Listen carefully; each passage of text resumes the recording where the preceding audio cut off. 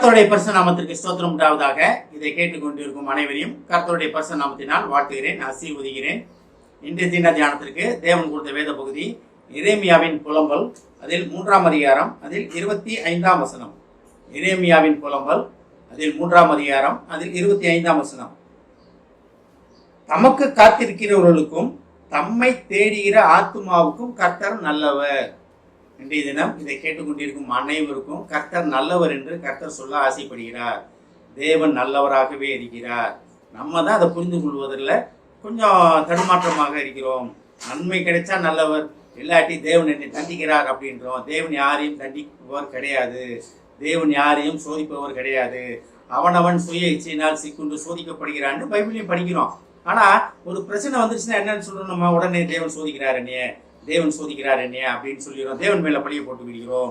நம்மளால இது நம்மளே சுயமா தேடிக்கொண்டதுன்றதை விட்டுட்டு தேவன் மேல பழிய போடுகிறோம். ஆனால் தான் கர்த்தர் நல்லவராகவே இருக்கிறார், நேற்றும் இன்றும் மாறாதவர், நல்லவராகவே இருக்கிறார்.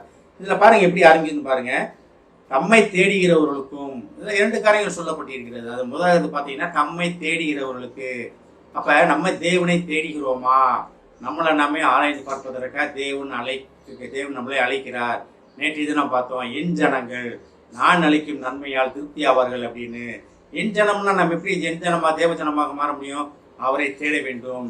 இரவும் பகலும் இடைவிடாமல் தம்மை நோக்கி கூப்பிடுகிறவருக்கு பதிலளிக்காமல் இருப்பாரோன்னு பைபிளில் படிக்கிறோம் நம்ம. அப்ப தம்மை தேடுகிறவர், தேவனை தேடுகிறவர், கர்த்தரை தேடுகிறவர் நம்ம எப்படி இருக்கணும்? இரவும் பகலும் நம்ம இன்னும் சிந்தனை செயல்கள் அனைத்தும் அவரை தேடுவதாக இருக்க வேண்டும். ஆலயத்துக்கு போகிறோம், பைபிள் படிக்கிற நேரங்களில் இருக்கு. அடுத்து உலகத்துக்கு வெளியே வந்தோன்னே, வீட்டை விட்டு வெளியே வந்தோன்னே நம்ம சிந்தனை தேவன் மேலே இருக்கா, உலகத்தின் வேலைகள் மேலே இருக்கா? உண்மையில் நமக்கு உலகத்தின் வேலைகள் அத்தியாவசியம், கட்டாய தேவை. அது இல்லாமல் முடியவே முடியாது. உலகத்தின் படங்கள், சம்பத்துகள், உலகத்தின் நண்பர்கள் எல்லாம் வேணும். இல்லாட்டி நம்மளால் வாழ முடியாது. ஆனால் அத்தனையின் மத்தியிலும் நம்ம யாரை தேடுகிறோம், யாரை மகிமைப்படுத்துகிறவர்களாக காணப்படுகிறோம், அதை நம்ம ஆராய்ந்து பார்க்க வேண்டும். அப்போ தேவனை மகிமைப்படுத்துபவர்களாக, தேவனை தேடுகிறவர்களாக, தேவனை கனப்படுத்துவர்களாக நம்ம இருக்க வேண்டும். அதுக்காகத்தான் அழைக்கப்பட்டு இருக்கிறோம். நம்ம அதுக்காகத்தான் நம்மளை பேர் சொல்லி அழைத்திருக்கிறார். எதுக்கு பேர் சொல்லி அழைத்திருக்கிறார்? அவனை தேடி கண்டடைவதற்காக. தேடுகிறவன் கண்டடைகிறான். அப்ப நம்ம தேவனை தேடி கண்டடைய வேண்டும். கண்டடைய தக்க சமயத்தில் அவரை கண்டடையுங்கள் அப்படின்னு பைபிள படிக்கிறோம். அப்ப தேவனை தேடி அவரை பார்க்கறதுக்கு ஒரு நேரம் உண்டு. அப்ப அந்த நேரம் வாய்ச்ச அந்த நேரத்தில் அவர் பார்த்துட்டோம்னு வச்சுக்கீங்களேன், அதுக்கப்புறம் நீங்க பின்னால போகவே மாட்டீங்க. அப்ப தேவனுக்காக நம்ம காத்திருப்பதற்காக தேவன் நம்மளை அழைக்கிறார். அடுத்தது பாருங்க, தம்மை தேடுகிற ஆத்மாவுக்கும் கர்த்தர் நல்லவர். ஆத்மான என்ன? ஆவி, ஆத்மா, சரீரம். ஆவி ஆத்மாவும் தேவனுடையது. அப்ப தேடுகிற ஆத்மாவுக்கும் முழு மனதுடன் தேட வேண்டும். சும்மா அதான் உலக ரீதியான காரியங்களை தேடுகிறது வேற. முழு மனதுடன் தேவனை தேடுகிற ஆத்மாக்கள், அதுதான் ஆத்மாவில் தேவனை தேடும் போது அது முழு மனதுடன் தேவனை தேடுவோம். சாத்ராக், மேஷாக், ஆபேத்நேகோ, தானியேல் அதெல்லாம் பார்க்கலாம். காப்பாத்தினாலும் நான் தேவனை விட்டு விலக மாட்டேன்ப்பா அப்படின்னாங்க. அதான் தேடுகிற ஆத்மா. அவங்க ஆத்மாவே செழிக்கும் பைபிள படிக்கிறோம். அப்ப தேவனை தேடுகிற ஆத்மா நம்மகிட்ட இருக்கா? நம்ம தேவனை தேடுகிறோம்னு சும்மா வெறும் வார்த்தையில சொல்லிட்டே போறோமா? நாங்கள் விசுவாசிங்க, தேவனை தேடுறீங்க அப்படின்னு சொல்லிட்டு போறோமா? அது கிடையாது. உண்மையான முழு மனதுடன், முழு உறுதியத்துடன் அவரை சேவிப்பதற்காக நம்ம அழைக்கப்படுகிறோம். அவரை தேடுவதற்காக அழைக்கப்படுகிறோம். ஆனால் தான் சொல்றாரு, தம்மை தேடுகிற ஆத்மாக்களுக்கும் கர்த்தர் நல்லவர். அப்ப நம்ம உண்மையிலே தேவனை தேடுகிறோமா?